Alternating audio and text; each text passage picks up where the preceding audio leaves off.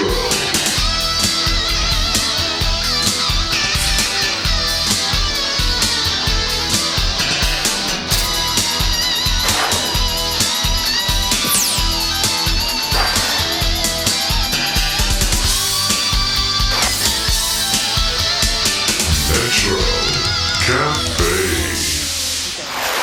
welcome to Metro Cafe. Tonight we're coming to you from Milestones on Robson. On tonight's show, we take a trip down to Science World and have a chat with child star Joel Palmer. Actor Lochlyn Munro talks about life after Northwood, and we visit the mountain ranges of Disneyland for some thrill riding. And it's off to church with Gaunch Band, Dear God, and we open the pages of a hot new magazine called Mouth to Mouth. We'll preview the new Walt Disney picture, White Fang 2, and talk to its star, Scott Bairstow. Also, it's off to lunch with Wild Tea in the Spirit. All this and more coming at you tonight on Metro Cafe. Coming up next is Off to Science World with child actor Joel Palmer when Metro Cafe continues.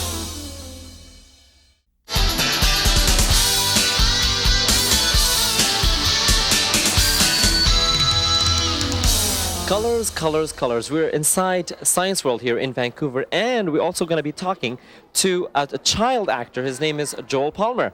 He's going to be giving me a little tour here of Science World, his favorite place, and mine too. And we're going to have a little chat also about his career. Come on. This boy definitely makes his mom proud. Commercials, TV shows, and movies. You name it. In just 5 years, child actor Joel Palmer has accomplished more than many actors 3 times his age. So this is Joel Palmer, one of Canada's hottest actors right now. Joel, how are you? Fine, thank you. How are you? Very good. Tell me how old you are. I'm 8 years old. And now you're like a big actor. You've been in so many movies and so many commercials. Tell me, how did you start being an actor? I started in theater under stars, and my first production was Hello Dolly. And how old were you there? I think I was 3. 3 years old and performing on stage of all of these people. Are you comfortable doing that? Yeah. Liar Liar is a CBC made-for-TV movie where Joel plays the son of an abusive father played by Art Hindle. Gil, please. Take the kids downstairs. Gil. I'm sorry, but I've had it up to here with these scenes of hers. Another role Joel enjoyed playing was in Heart of a Child, an NBC Movie of the Week starring Anne Gillian, shot on location here in Vancouver. Oh, baby, this is your brother talking. See you in... how many weeks, Mom? 12. See you in 12 weeks. I love you. I love you, Jason. But Joel Palmer's career is only starting. He's completed Yellow Dog, one of 3 movie features 20th Century Fox has contracted him for. So after a stroll on a replica of the Lionsgate Bridge and mixing a couple of tunes, we got the impression that Joel Palmer is destined for stardom. We even bumped into one of his adoring fans.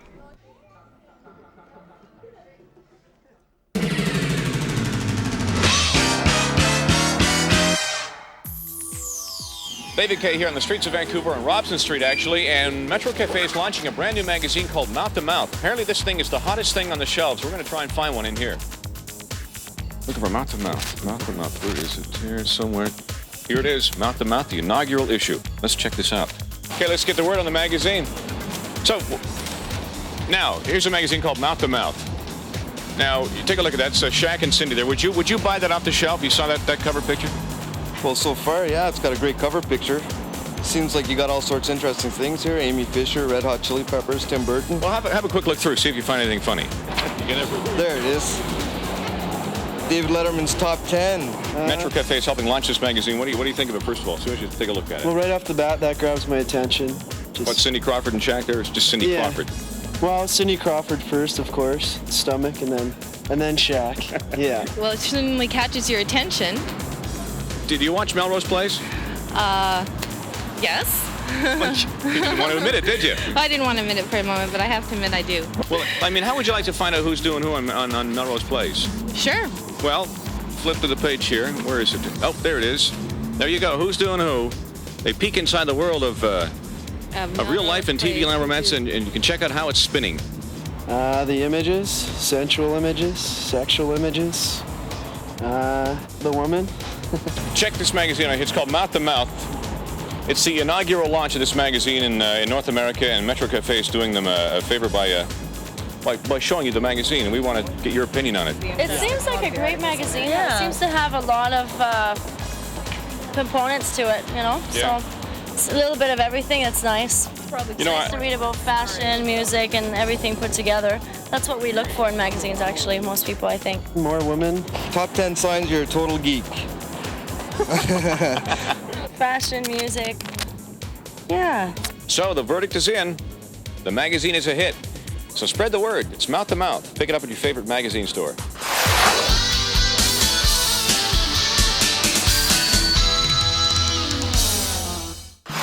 Metro Cafe goes to church with none other than Dear God. No, these are not gods. Actually, this is the group. It's called Dear God. This is the CD, the cover of the CD. And it's called the Real Horror Show. So tell me, the whole Dear God thing, how did it come about, and who instigated the whole thing? Well, it's not a religious thing, actually, Badry. It came from watching the George Burns movie of the almost the same name, but one of the guys hadn't seen it enough times to actually get the title right. So they said, Dear God. Dear God's only been together for about 10 months. But some of us have played together in previous bands for quite a while before that, so we kind of laid the groundwork for the way that things have been going so far. And having just finished the video you're going to see shortly, because this is television, we can say that, and you'll just edit it right in. That and some of the shows and some of the press have just been rolling along nicely. Well, I could say some old cliche, like follow what you believe in. But when I open my mouth and let the words spill out, I'm lying as sure as I'm breathing, 'cause there's a lifeline. I think a lot of the music is heading towards, like, music we listen to, music we like. You know, it's like a backlash against, you know, the glam thing, you know? Like, we still want to play loud guitars, but we want to actually say something while we're playing loud guitars. One thing that tends to separate us a little bit from this whole grunge thing is probably our use of dynamics. I think we're very conscious of trying to not always have that guitar, like, in your face, bass, bass, all the time. But you won't fold it and file it away for someday. From December on. From December on. Thank you very much to you guys for coming down here, talk to us. Your CD, Real Horror Show, Dear God, where can we find it? You can pick it up pretty much anywhere. Sam the Record Man, A&B Sound, everywhere in the Lower Mainland. Zulu Records. Zulu Records as well. Thank you, Ulf, and all those other people that did work on it. If we can get serious for just a moment. Love you, babe. Love you, babe. We'll do lunch.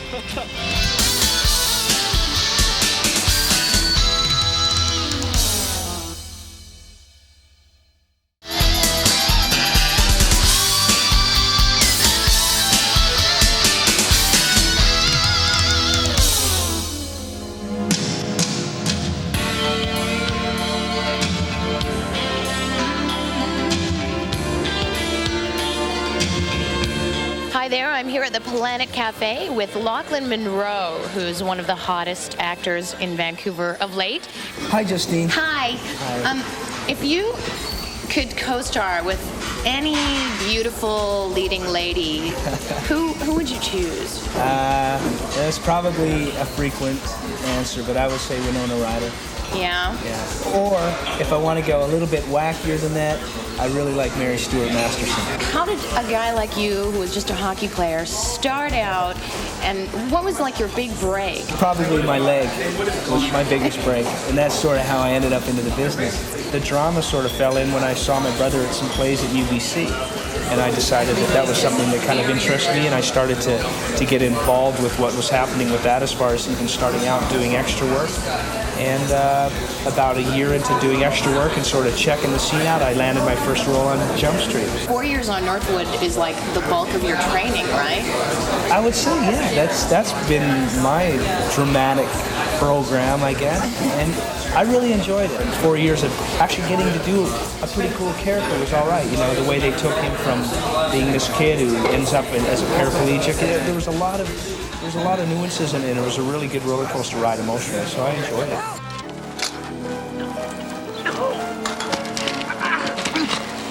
Right! Can you hold out? I don't know if I can. You have to. Don't look down.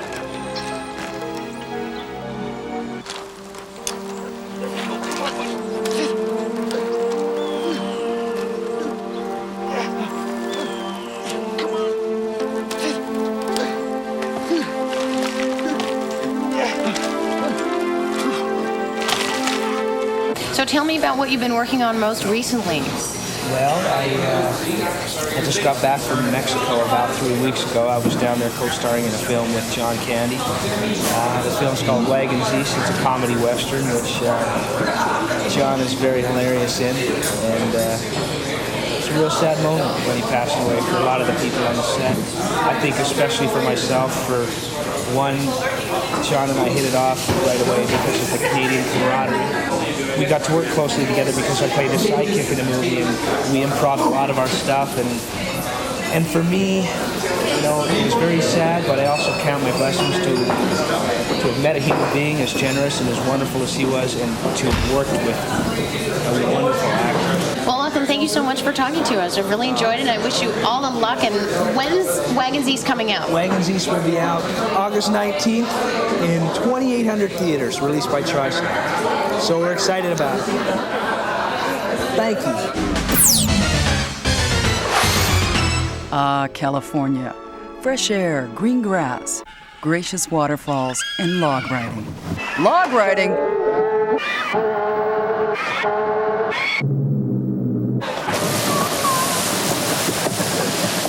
So we're going up to Space Mountain. Hey, it's the ride, and it's in the dark. And that's just the way we like it. Yeah, that's right. That's just the way we like it.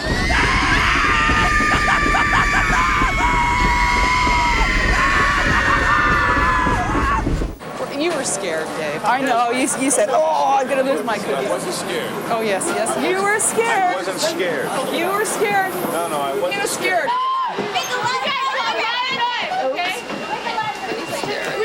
Okay, here we go.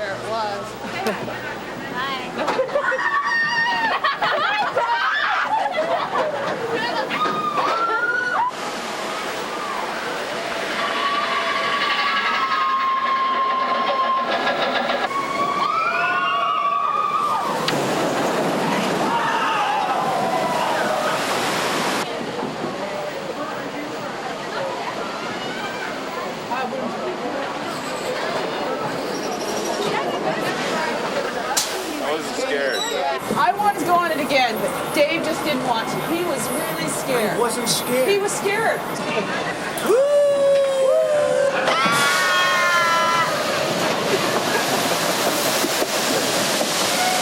He was crying. He was like holding my hand really tight. He wouldn't stop. He was scared.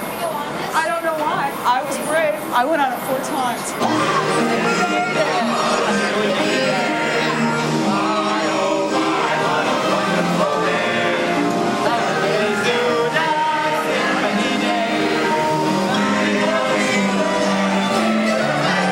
Scared. I wasn't scared. You were so scared. No, I wasn't scared. Sure. Yeah, I wasn't scared, though. Yeah, right. No, I wasn't scared. Yeah, right. Coming up next, Wild Tea of Wild Tea in the Spirit when Metro Cafe continues.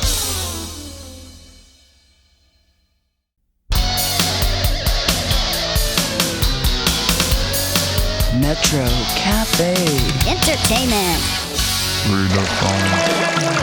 Hey, baby, have you heard the news? I want you to put on your dancing shoes. You know what I'm trying to say. Hi, this is Rob McCrary with Metro Cafe. I'm here at a Taste of Jamaica with none other than Wild Tea of Wild Tea in the Spirits. Hey, how you doing, Wild Tea? Fine as well, Robin. Good to be here. If I was in the audience at a show, a Wild Tea in the Spirit show, what am I going to see? What you gonna see? Yeah, what am I going to see? Okay, I think the first thing you're gonna do is feel. Okay. rather than see. So it's more of a feeling. It's really a feeling thing. And then, you know, like what you'd see is just three guys up there having a damn good time. You know, I find in the world there's so much shit going down, so much heavy troubles and stuff. And for me personally, I'm not like that. I don't watch the news and get bummed out and go, oh man, this shit in Bosnia, there's this. Like me, music is an escape for me. So when I play for large audiences, I want them to escape with me to this land of plenty. So it's kind of like that song, Loveland. Yeah, you know, and you know what's really ironic about this particular CD is that there's less, and I never really noticed it until after the album was done. I'm saying like there's so many songs talking about escape. There's Loveland, there's this one, Come With Me, get away from the, you know, so it's a real natural thing. It wasn't like I sat down and went, okay, I'm gonna write about this. This is just me. This is my life, the truth, what I project, and that's what it is. I Got the Rhythm. A lot of people compare that to the same style as Jimi Hendrix. Is that right? Yeah. Wow. That's what I said. I said, wow. Well, I've been compared to Jimi Hendrix so much, Robin. I just came to Toronto I was living in Canada for about 2 years. I met this guy. I came up here, believe me, my hair wasn't like this. No. I came up with an afro, and this guy says, man, grow an afro, learn 2 hours of Jimi Hendrix material. I can guarantee you $5,000 a week. Wow. And by this time, I've never, like, Jimmy wasn't a thing. I never really I listened to some Hendrix and went, man, this sucks. I couldn't understand it. So I learned the stuff when it was a gig. Right, and from the first gig I did, I remember people coming up and going, wow, man, wow, you must be Jimmy's son, and this and that, and stuff. So I've been compared. And I think all it is just, we have probably similar spirits of freedom. You know, really, music is an escape from me. I've slept with my guitar, wake up, played for like 3 days straight, me and my guitar playing, and I've read reviews about Hendrix doing the same type of thing, and after you get that close to an instrument, I mean, it's just my soul pouring out.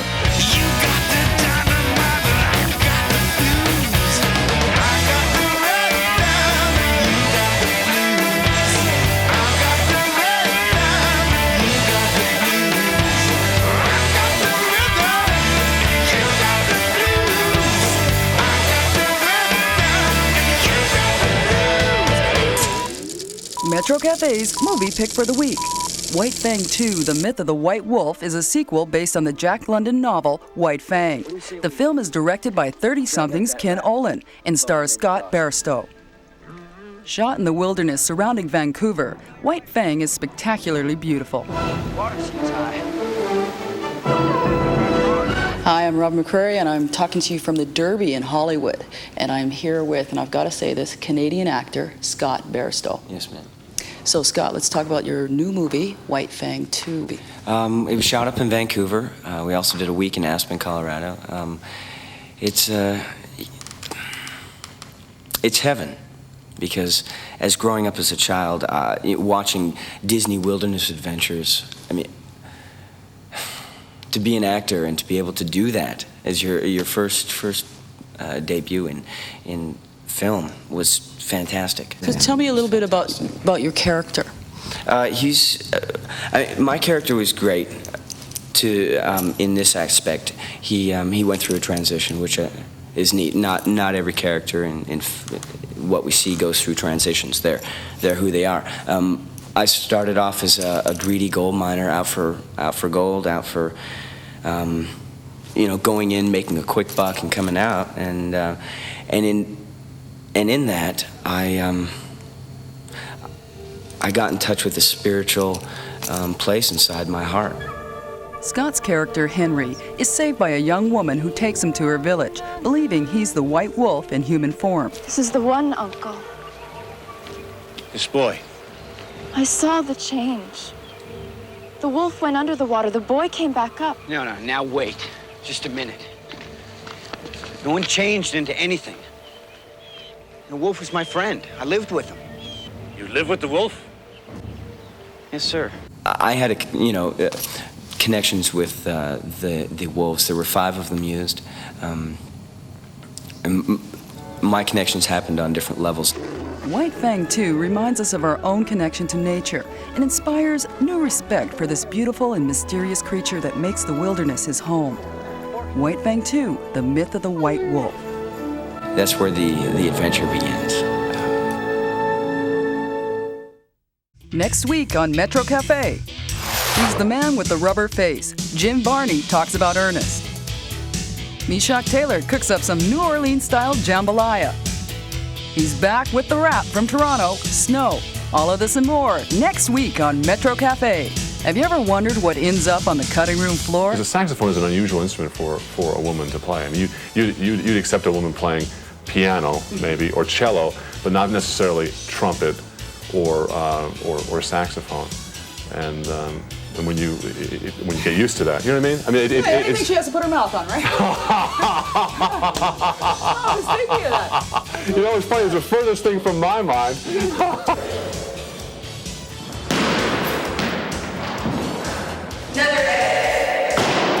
Yeah, right. You don't bounce a squash ball. Okay, yeah.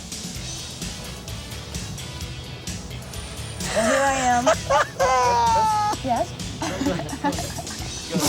You got very nicely composed there. Now compose yourself. Compose yourself. Here we go. We're ready. Okay. Anytime? Anytime, sir. Thank you very much for joining us this week. Join us again next week on Metro Cafe. Hey, let's go eat. Yeah, let's get some food. Bye.